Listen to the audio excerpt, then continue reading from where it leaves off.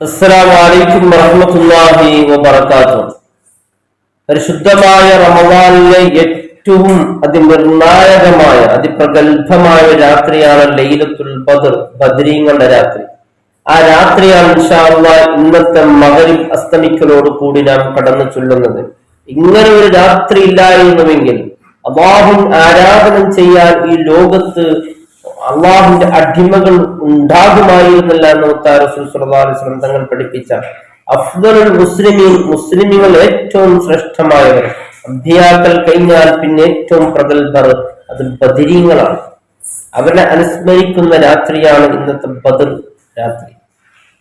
ബദർ ദിനം എന്ന് പറയുന്നത് മുസ്ലിമീങ്ങളെ സംബന്ധിച്ചിടത്തോളം, സത്യവിശ്വാസിയെ സംബന്ധിച്ചിടത്തോളം ബദർ അതിങ്ങനെ ഒന്ന് എത്തിക്കിട്ടുക, റമദാൻ ബദർ ദിനം ലൈലത്തുൽ ഖദ്ർ വരെ സംഭവിക്കാൻ സാധ്യതയുള്ള രാത്രി എന്നാണ് പണ്ഡിതന്മാർ പഠിപ്പിക്കപ്പെടുന്നത്.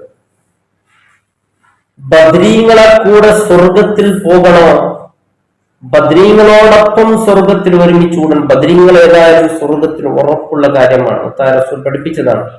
അവരേതായാലും സ്വർഗത്തിൽ, അവരുടെ കൂടെ നമുക്കും സ്വർഗത്തിൽ പോകണോ, അവരെ കൂടെ അവരൊപ്പം നമുക്ക് നിൽക്കാൻ ആഗ്രഹമുണ്ടോ? നമുക്കിപ്പോ ബദർ യുദ്ധം ചെയ്യാനൊന്നും നമുക്കൊണ്ട് കഴിയില്ല, അത് നടക്കുന്ന കാര്യവുമല്ല. ഏത് യുദ്ധം ചെയ്താൽ ആ ബദരീങ്ങളോട് തുല്യമായ സ്ഥാനത്തേക്ക് എത്താൻ കഴിയില്ല. എന്നാൽ നമുക്ക് സാധിക്കും. അതിനുവേണ്ടി നാം ചെയ്യേണ്ട ഏറ്റവും പ്രധാനപ്പെട്ട പ്രവർത്തനങ്ങളും അതോടൊപ്പം ഇന്നത്തെ രാത്രി നാം ചെയ്യേണ്ട പ്രഗത്ഭമായ വിഷയങ്ങളും അതോടൊപ്പം നമുക്ക് ഐശ്വര്യം ബർക്കത്തും കിട്ടാൻ വേണ്ടി ഇന്ന് നാം എന്തൊക്കെ ചെയ്തിരിക്കണം എന്നതിനെ കുറിച്ച് നാം മനസ്സിലാക്കും. ബദർ എന്ന് പറഞ്ഞാൽ അറിയേണ്ടതില്ല. ബദരീങ്ങൾ അവരുടെ ജീവിതം നമുക്ക് വലിയ പാഠമാണ്. ചുരുങ്ങിയ പേരാണ്. അല്ലാഹുവിൽ അടിയുറച്ച വിശ്വാസമായിരുന്നു അവരുടെ ആയുധം എന്ന് പറയുന്നത്. ഈമാനാണ് അവരുടെ ആയുധം. ആയിരക്കണക്കിന് ശത്രുക്കൾ അവർ തോൽപ്പിച്ചു. ബദറിൽ അവർ വിജയം കൈവരിച്ചു. അവർ സ്ഥിരമായി നിന്നു. പൊരുതി അല്ലാഹു സുബ്ഹാനഹു വ തആല വിജയം നൽകി. തീർച്ചയായും അല്ലാഹുവിന്റെ സഹായം നമ്മോടൊപ്പം ഉണ്ടാകും.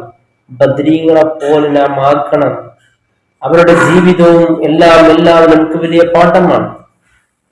ഇനി ബദരീങ്ങളോടൊപ്പം നമുക്ക് സ്വർഗത്തിലെങ്കിലും എത്തണ്ടേ?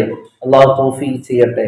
അതിനുവേണ്ടി നാം ചെയ്യേണ്ട ഏറ്റവും പ്രധാനപ്പെട്ട ഒരു കാര്യം എന്നുള്ളത്, എന്റെ പ്രിയമുള്ളവരെ, ബദരീങ്ങളെ നാം സ്നേഹിക്കുക എന്നുള്ളതാണ്. ഇന്നത്തെ പ്രാധാന്യവും ഇന്നത്തെ ദിവസത്തിന്റെ മഹത്വം നമ്മുടെ വീട്ടിൽ നമ്മുടെ കുട്ടികൾ, ഭാര്യ, മക്കൾക്കൊന്ന് പറഞ്ഞു കൊടുക്കണം. ഇത് ചില്ലറ ദിവസമല്ല. ഇങ്ങനൊരു ദിവസം ഉള്ളത് കൊണ്ടാണ് ഇന്നും മുസ്ലിമുകൾ ഇവിടെ ഉണ്ടായിരുന്നത്. ആയിരക്കണക്കിന് വരുന്ന ശത്രുക്കൾ ഈ ബദരീങ്ങളെ കൊന്നൊടുക്കി വരുന്നെങ്കിൽ, അവർ ഷഹീദായുമായിരുന്നുവെങ്കിൽ ഈ ലോകത്ത് മുസ്ലിമുകളെ കാണാൻ സാധ്യമാകുമായിരുന്നത്. കാരണം അവർ അല്ലാഹുവിൽ അടിയുറച്ച വിശ്വാസത്തിൽ അവരെ പൊരുതി നേടി എന്നുള്ളതാണ്. ബദരീങ്ങളോടൊപ്പം നമുക്ക് എത്താൻ മുത്തായ റസൂൽ സ്വല്ലല്ലാഹു അലൈഹി വസല്ലം തങ്ങൾ പഠിപ്പിച്ചത്, ബദരീങ്ങളെ കൂടെ നമുക്ക് സ്വർഗത്തിൽ ഒന്നിക്കാൻ റസൂൽ സ്വല്ലല്ലാഹു അലൈഹി വസല്ലം തങ്ങൾ പഠിപ്പിച്ചത് അൽ മർഉ മാമൻ അഹബ്. നിങ്ങൾ ആരെയാണോ സ്നേഹിക്കുന്നത് അവരെ കൂടെയാണ് നാളെ സ്വർഗത്തിൽ നിന്ന് മുത്തായ ഹബീബ് പഠിപ്പിച്ചത്. ബദരീങ്ങളെ നാം ധാരാളം സ്നേഹിക്കുക. ഒരിക്കലും ആ ബദരീങ്ങളെ പേർ സ്നേഹിച്ചുകൊണ്ട് നാം ചെയ്യുന്ന പ്രവർത്തനമെല്ലാം വളരെ പ്രതിഫലാർഹമുള്ള വിഷയമാണ്. പലരും പല നിലക്കും പറയും. ബദറിൽ പോലും ഇല്ലാത്ത പല ആചാരങ്ങൾ നമ്മുടെ നാട്ടിൽ കൊണ്ടുവരുന്നുണ്ട്. അങ്ങനെ പല നിലക്ക് പറയും. അവരെ സ്നേഹിക്കൽ നമ്മുടെ ബാധ്യതയാണ്. അത് നമുക്ക് നാളെ രക്ഷപ്പെടാനുള്ള ഒരു വഴിയും കൂടിയാണ്. നമ്മുടെ പാപങ്ങൾ പൊറുക്കപ്പെടാൻ വേണ്ടി നാം ചെയ്യേണ്ടത്, നമ്മുടെ പള്ളികൾ, എന്റെ പ്രിയപ്പെട്ടവരെ, എല്ലാ പള്ളികളിലും ഏകദേശം ബദ്ർ മൗലൂദ് നടക്കും. ആ സമയത്ത് അതിൽ പങ്കെടുക്കുക. ദിക്റു സ്വാലിഹീങ്ങളെ ഓർക്കൽ കഫാറത്താണെന്ന് റസൂൽ പഠിപ്പിച്ചിട്ടുണ്ട്. അത് നമ്മുടെ പാപങ്ങൾക്കുള്ള കഫാറത്താണ്, പ്രായശ്ചിത്തമാണ്, നമ്മുടെ പാപങ്ങൾ പൊറുക്കപ്പെടാനുള്ള കാര്യമാണ്. അതുകൊണ്ട് ബദ്ർ മൗലൂദ് നമ്മുടെ വീട്ടിൽ നാം സംഘടിപ്പിക്കുക. അതിന് സാധ്യമല്ല പള്ളികളിൽ ബദ്ർ മൗലൂദ് നടക്കുന്നുണ്ടെങ്കിൽ നമ്മുടെ മക്കളെ അയക്കുക, നാം പോവുക, അതിൽ പങ്കെടുക്കുക.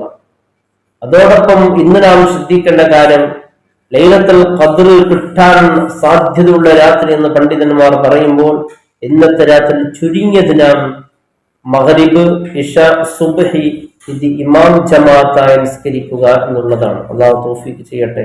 നമുക്ക് ബദർ ദിനത്തിന്റെ പരിപൂർണ പുണ്യം നേടാൻ വേണ്ടിയാണ് നാം ഇത് ചെയ്യേണ്ടത്. അതോടൊപ്പം ബദ്രീങ്ങളുടെ പേരിൽ ഒരു മൗലൂദ് എല്ലാ വീടാന്തരം പാരായണം ചെയ്യാം. മൗലൂദ് ഓതാൻ പാരായണം ചെയ്യാൻ അറിയുന്നില്ലേ? ഒരു സൂറത്ത് യാസീനെങ്കിൽ പാരായണം ചെയ്യാം.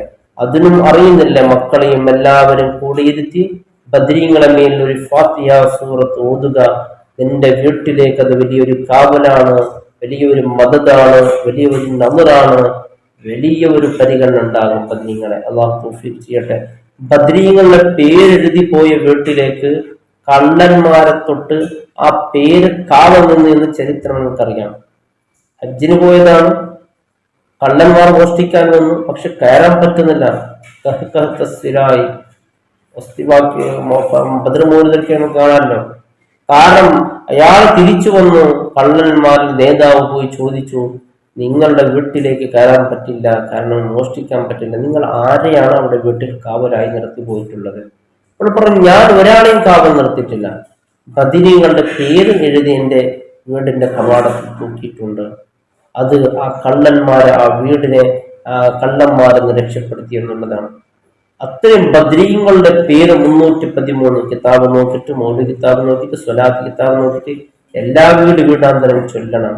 ബദ്രീങ്ങളുടെ പേര് ചൊല്ലിയിട്ട് ദുആ ചെയ്താൽ ആ ദുആക്ക് ഇജാബത്തുണ്ട് എന്നാണ്. അതുകൊണ്ട് ബദ്രീങ്ങളുടെ പേര് ചൊല്ലി ഒന്നിച്ചിരുന്ന് നമുക്ക് ദുആ ചെയ്താൽ നമ്മുടെ ദുആക്ക് ഇജാബത്ത് കിട്ടും എന്നാണ്. അതുപോലെ നമ്മുടെ വീട്ടിൽ രോഗികളുണ്ടെങ്കിൽ ബദ്രീങ്ങളുടെ പേരിൽ ഒരു യാസീൻ ഓതി, അല്ലെങ്കിൽ ബദ്രീങ്ങളുടെ 313 പേര് ചൊല്ലി അവിടെ തലയിൽ കൈവച്ച് ഒന്ന് ഊതിക്കൊടുത്താൽ അതിന് ശിഫയുണ്ടാകും എന്നുള്ളതാണ്. നമ്മുടെ ദുആക്ക് ഇജാബത്ത് കിട്ടാൻ അത് ഏറ്റവും നല്ലതാണ്. മികന്നും ഐശ്വര്യമുണ്ടാകാൻ, വീട്ടിൽ ബർക്കത്തുണ്ടാകാൻ നാം ശ്രദ്ധിക്കേണ്ട കാര്യമുണ്ട്. ഇന്ന് നമ്മുടെ വീട്ടിൽ, എന്റെ പ്രിയപ്പെട്ടവർ, വീട് നന്നായി അടിച്ച് വൃത്തി ശുദ്ധിയാക്കിയിരിക്കുക എന്നുള്ളതാണ്. അതോടൊപ്പം സുഗന്ധങ്ങളെ കൊണ്ട് വീട് മനോഹരമായിരിക്കുക. ചില വീടുകൾക്കൊക്കെ പോകുമ്പോൾ എന്തോ ഒരു രസമാണ്, ആ വീട് കാണാൻ എന്ത് ഭംഗിയാണ്, ആ വീടിന്റെ ഒരു അലങ്കാരവും അവിടുത്തെ ആ പെൺകുട്ടികൾ, സഹോദരിമാർ ആ വീട്ടിനെ അലങ്കരിച്ചു വെക്കുന്ന ഒരു കോലയ്ക്ക് കണ്ടാൽ അത്തരത്തിലുള്ള വീടുകളിലേക്ക് മലക്കിറങ്ങുമെന്നാണ്. വൃത്തിയില്ലാത്ത വീട്ടിൽ എപ്പോഴും ശൈത്താൻ ഉണ്ടാകുമെന്നാണ്. പിശാചിരിക്കുന്നത് എപ്പോഴും എവിടെയാണ്? ബാത്റൂമിലൊക്കെയാണ്. അതുപോലെ ബാത്റൂം പോലെ നമ്മുടെ വീടായാലോ അവിടെ പിശാചിരിക്കും. കാരണം ഒരു ദിവസം ജിബ്രീൽ വന്നു, നബി സല്ലല്ലാഹു അലൈഹി വസല്ലം തങ്ങൾക്ക് സലാം പറഞ്ഞു മടങ്ങിപ്പോയി. ജിബ്രീലെ അങ്ങ് സലാം പറഞ്ഞു, പിന്നെ മടങ്ങിപ്പോയി. എന്തേം ചോദിച്ചു. അപ്പോൾ വീട്ടിൽ നജസ് ഉണ്ടോ എന്ന് പറഞ്ഞു. ഒരിക്കലും നജസ് ഉണ്ടാകരുത്. ചെറിയ കുട്ടികൾ നമ്മുടെ വീട്ടിലുണ്ടെങ്കിൽ തീർച്ചയായും അവർ 10 പ്രാവശ്യം രാത്രി മൂത്രിച്ചാൽ 10 പ്രാവശ്യം കഴുകി ശുദ്ധിയാക്കണം. വീട് നജസ് മുക്തമായ വീടായിരിക്കണം. ഒരിക്കലും നജസ്സുള്ള വീട്ടിലേക്ക്, മൂത്രമുള്ള വീട്ടിലേക്ക് ഒരിക്കലും റഹ്മത്തിന്റെ മലക്ക് വരില്ല. റഹ്മത്തിന്റെ മലക്ക് വന്നില്ലെങ്കിൽ ആ വീട്ടിൽ എല്ലാവരും മാനസിക രോഗിയാവും. ഭർത്താവിനെ കണ്ടെങ്കിൽ ഭാര്യയ്ക്ക് പറ്റൂല, ഭാര്യയെ കണ്ടാൽ ഭർത്താവിന് വല്ലാത്ത ദേഷ്യമായിരിക്കും. അവർക്ക് പരസ്പരം ഇടയിൽ സ്നേഹമുണ്ടാകാൻ വേണ്ടി ഭാര്യമാർ ശ്രദ്ധിക്കുന്ന ഒരു കാര്യമാണ് വീട്ടിൽ എപ്പോഴും വൃത്തിയായിരിക്കുക. ഭർത്താക്കന്മാരുടെ മനസ്സ് സന്തോഷമായിരിക്കും. കാരണം അവിടെ മലക്കുണ്ട്, മറ്റേ സ്ഥലത്തുള്ളത്, നജസ്സുള്ള സ്ഥലത്തുള്ളത് പിശാച്ചാണ്. പിശാച്ചുള്ള സ്ഥലത്ത് ഒരിക്കലും സന്തോഷം ഉണ്ടാകും. കാരണം പരസ്പരം പിശാച്ചിന്റെ ഒരു പണി എന്ന് പറയുന്നത് ശത്രുത ഉണ്ടാക്കുക എന്നുള്ളതാണ്. പരസ്പരം നമുക്കിടയിൽ ശത്രുതയും ഭിന്നിപ്പുണ്ടാക്കുക, എന്നും പിണക്കമുണ്ടാക്കുക എന്നുള്ളതാണ്. നമ്മുടെ വീടിന്റെ അവസ്ഥ അങ്ങനെയായി മാറി. നജസ്സൊക്കെ ശുദ്ധിയാക്കുന്ന പോലെ ഒരു വീട്ടിൽ ഒരു കുട്ടി മൂത്രമൊഴിച്ചാൽ ആ നജസ്സിന്റെ ഭാഗം തടിയെടുത്ത് കൂടുതൽ വെള്ളമൊഴിച്ച് അടിച്ച് അത് തുറത്തി വൃത്തിയാക്കണം, ശുദ്ധീകരിക്കണം. സുഗന്ധമോ വല്ലതും ആ വീട്ടിൽ നിന്ന് ഉപയോഗിക്കണം. ആ വീടിന്റെ ബർക്കത്തിനും ഐശ്വര്യനും അവിടുത്തെ കുടുംബങ്ങൾക്കിടയിൽ പരസ്പരം സ്നേഹത്തിനും വലിയ ഒരു പങ്കുണ്ട്. ഇതിൽ ഒരിക്കലും മറന്നു പോകരുത്. അതുകൊണ്ട് വൃത്തി വേണം, അതോടൊപ്പം സുഗന്ധം വേണം. വീട്ടിലേക്ക് ഒരാൾ കടന്നു വരുമ്പോൾ അയാൾക്ക് സന്തോഷം ഉണ്ടാക്കണം. കാരണം റസൂൽ സല്ലല്ലാഹു അലൈഹി വസല്ലം തങ്ങൾ പറയും, നമസ്കാരത്തിന് പോകുന്ന സുഗന്ധം ഉപയോഗിക്കണോ? എന്തിനിത് പറഞ്ഞു? റസൂൽക്ക് എന്തെങ്കിലും ലാഭമുണ്ടോ സുഗന്ധം ഉപയോഗിച്ചതുകൊണ്ട്? അല്ല, അള്ളാഹ്ക്ക് എന്തെങ്കിലും ലാഭം കിട്ടുന്നുണ്ടോ നാം സുഗന്ധം ഉപയോഗിച്ചതുകൊണ്ട്? ഇല്ല. നാം അങ്ങനെ സുഗന്ധം ഉപയോഗിക്കുമ്പോൾ മറ്റുള്ളവർക്ക് നല്ല സുഗന്ധം കിട്ടും. അപ്പോൾ മറ്റുള്ളവരുടെ മനസ്സിൽ സന്തോഷം ഉണ്ടാക്കും. നിങ്ങളെ വീട് വൃത്തി ഉണ്ടെങ്കിൽ നിങ്ങളെ ഭർത്താവിന്റെ മനസ്സ് സന്തോഷിക്കും. അപ്പോൾ ആ വീട്ടിൽ വലിയ ബർക്കത്ത് ഉണ്ടാകും. അതൊക്കെ ശ്രദ്ധിക്കുക. ഇന്ന് പ്രത്യേകിച്ച് ബദ്രീങ്ങളാണ്. അതുകൊണ്ട് ബദ്രീങ്ങളുടെ കാവലും ഇന്ന് തനസ്സലുൽ മലായികത്ത്, മലക്കുകൾ വീട്ടിലേക്ക് ഇറങ്ങും. അവർ നമ്മുടെ വീട്ടിലേക്ക് ഇങ്ങനെ ഇറങ്ങാൻ വരുന്ന സമയത്ത് അതാ നജസാണ്, ദുർഗന്ധമാണ്, വൃത്തിയില്ലായ്മയാണ്. അതൊക്കെ ഉണ്ടാവരുത് ഇന്ന്. അത് നമ്മുടെ വീടിന്റെ ബർക്കത്തിനും ഐശ്വര്യത്തിനും എന്ന് നമ്മുടെ വീട്ടിൽ ഐശ്വര്യം ബർക്കത്തും നിലനിൽക്കും. ഇതിങ്ങനെ ഞാനിന്നൊരു വീട്ടിലേക്ക് പോയി, എന്തോ ഒരു വീട്, എന്ത് മനോഹരമാ വീട്, കാണാൻ എന്ത് വൃത്തിയാണ്, മാഷാ അല്ലാഹ്. ചെറിയ വീടാണ്, ചെറിയ വീട്. അപ്പോ അതൊന്ന് ശ്രദ്ധിക്കാം. അതോടൊപ്പം ബദ്രീങ്ങളുടെ പേരിൽ മൗലൂദിന്റെ കാര്യം പ്രത്യേകിച്ച് ശ്രദ്ധിക്കുക. ബദ്രീങ്ങളുടെ ഇസ്മു ധാരാളമായി ചൊല്ലുക. പിന്നെ ഇന്ന് പ്രത്യേകിച്ച് അല്ലാഹുമ്മ ഇന്നക അഫ്വുൻ തുഹിബ്ബുൽ അഫ്വ ഫഅഫു അന്നി ധാരാളം ചൊല്ലുക.